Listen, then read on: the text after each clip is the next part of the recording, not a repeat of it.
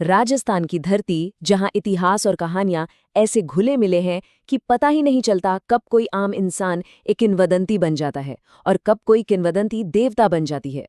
तो चलिए आज हम इसी दुनिया में उतरते हैं और जानते हैं राजस्थान के लोक देवताओं के बारे में, यानी लोगों के अपने देवता। सोचने वाली बात है ना। जब जिंदगी के रोजमर्रा की परेशानियां सामने हों, मान लीजिए जमीन का कोई मसला है, मवेशियों को कोई बीमारी लग गई या पूरे समुदाय पर ही कोई संकट आ गया, तो ऐसे में इंसान मदद के लिए किसकी तरफ देखे? बस इसी एक सवाल के जवाब में हमें मिलते हैं राजस्थान के लोक देवता। तो आखिर ये लोक देवता हैं कौन? देखिए, ये पौराणिक कथाओं वाले देवता नहीं हैं, बल्कि हमारे जैसे ही इंसान थे जो इतिहास के किसी दौर में जिए थे। लेकिन उन्होंने अपने लोगों के लिए, अपनी जमीन के लिए कुछ ऐसे असाधारण काम किए, ऐसे बलिदान दिए कि लोगों ने उन्हें पूजना शुरू कर दिया। ये असल में समुदाय के वो हीरो थे, वो आध्यात्मिक फर्स्ट रिस्पॉन्डर जो हर मुश्किल में सबसे पहले खड़े मिलते थे। चलिए, सबसे पहली और सबसे बुनियादी श्रेणी से शुरू करते हैं, और वो है भूमि के संरक्षक। क्योंकि किसी भी समुदाय के लिए सबसे जरूरी क्या है? वो जमीन, वो मिट्टी जिस पर सब कुछ टिका होता है। तो सबसे पहले देवता भी उसी की रक्षा के लिए हुए। इसके दो बहुत ही दिलचस्प उदाहरण हैं। एक है क्षेत्रपाल जी, जिन्हें पूरे गांव या क्षेत्र का रक्षक माना जाता है, और दूसरे हैं भूमिया जी, जो खास तौर पर भूमि यानी मिट्टी के रक्षक हैं। मतलब एक देवता पूरे गांव की रखवाली कर रहे हैं और दूसरे उस गांव की जमीन की। इससे पता चलता है कि सुरक्षा के हर पहलू के लिए एक देवता को जिम्मेदारी दी गई है। अच्छा, जमीन की सुरक्षा तो हो गई, अब आते हैं लोगों पर, उनकी पहचान पर। यहाँ पर लोक देवता सिर्फ जमीन की रक्षा नहीं करते, बल्कि वो किसी खास समुदाय, किसी खास जाति या वंश की पहचान और सम्मान के भी रक्षक बन जाते हैं। और ये देखिए कि ये देवता समाज को कैसे जोड़ते हैं। जैसे भूरिया बाबा, मीणा समुदाय में उनकी इतनी मान्यता है कि कोई भी उनके नाम की झूठी कसम खाने की हिम्मत नहीं कर सकता। ये सिर्फ आस्था नहीं, ये एक सामाजिक नियम है।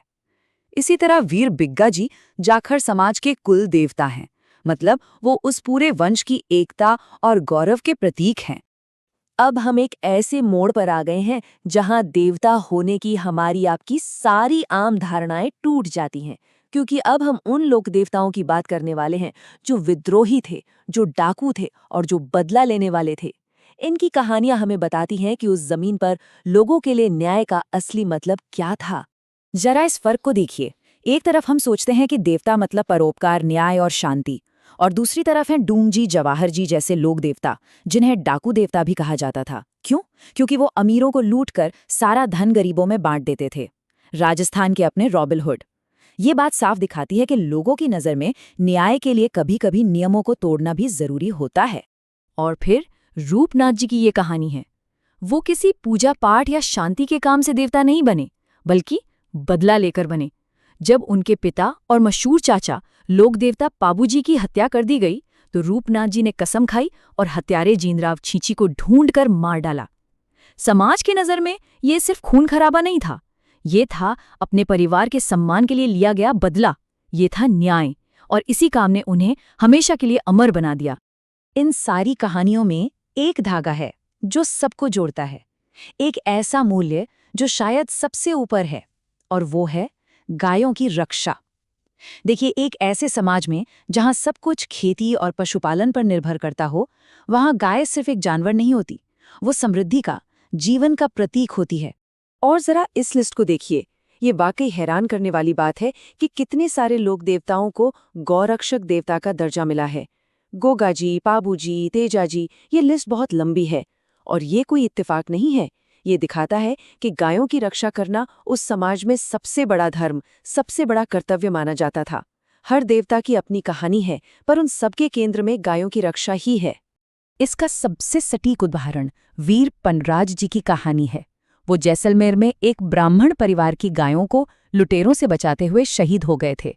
बस यही वो सर्वोच्च बलिदान है जो एक आम इंसान को लोक देवता का अमर दर्जा दिला देता है। तो कुल मिलाकर राजस्थान के लोक देवता सच में असल मायनों में लोगों के देवता हैं। बारिश करानी है तो मामा देव हैं, घोड़ों की सलामती चाहिए तो वीर आलम जी हैं। मतलब ग्रामीण जीवन की हर छोटी बड़ी जरूरत, हर चिंता के लिए एक रक्षक मौजूद है। ये देवता असल में उस जीवन की उम्मीदों और चुनौतियों का एक जीता जागता आईना है। तो आखिर में ये सवाल हमारे सामने खड़ा होता है, अगर ये स्थानीय कहानियां और किंवदंतियां एक आईना है, तो ये उस समाज के बारे में क्या दिखाती हैं? वे हमें बताती हैं कि उस समाज के डर क्या थे, वो किन मूल्यों को सबसे ऊपर रखते थे और उनकी नज़रों में एक असली हीरो कैसा होता था। ये